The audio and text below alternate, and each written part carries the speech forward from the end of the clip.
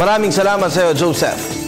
Samantala, dagsa pa rin ang mga pasahero sa kabila po ng pagpapatupad ng taas pasahe sa MRT at LRT simula kahapon. Bagamat umani ng iba't ibang reaksyon mula sa mga pasahero, marami naman ang umaasang mas gaganda pa ang serbisyo ng mga tren dahil sa fare hike. Narito ang ulat ni Jade Miguel.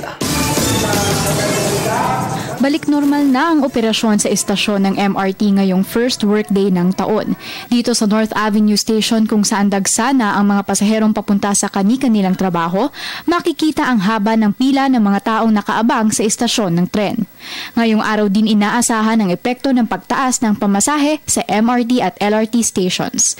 Samantala, umani naman ng iba't ibang opinyon galing sa pasahero ang nasabing fare hike. Ayaw, siyempre po, mahirap lang po kami. Siguro sa mga nagtatrabaho, hindi naman siguro mahirap masyado. Pero kaming walang trabaho, talagang mahirap po. Ay, hindi po. Bakit? Kasi hindi naman maganda yung kalidad pa eh. Tsaka di pa nga ayos yung installator.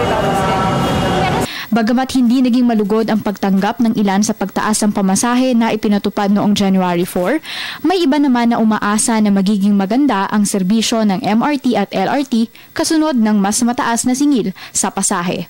Kailang basta mas mabilis na serbisyo. So umaasa po kayo na magiging Sana ma-improve yung serbisyo ng MRT. Kahit hindi tumaas yung pamasahe, kasi ito naman ay dapat punduhan ng ating pamahalaan. Sa MRT, ang biyahe mula North Avenue hanggang Taft Avenue Station ay nagkakahalaga na ngayon ng 28 pesos. Sa LRT1 Station naman, ang biyahe mula Baclaran hanggang Roosevelt Station ay umakyat na sa 30 pesos. Habang sa LRT2 Station, umaabot sa 25 pesos ang pamasahe mula Santolan hanggang Recto Station.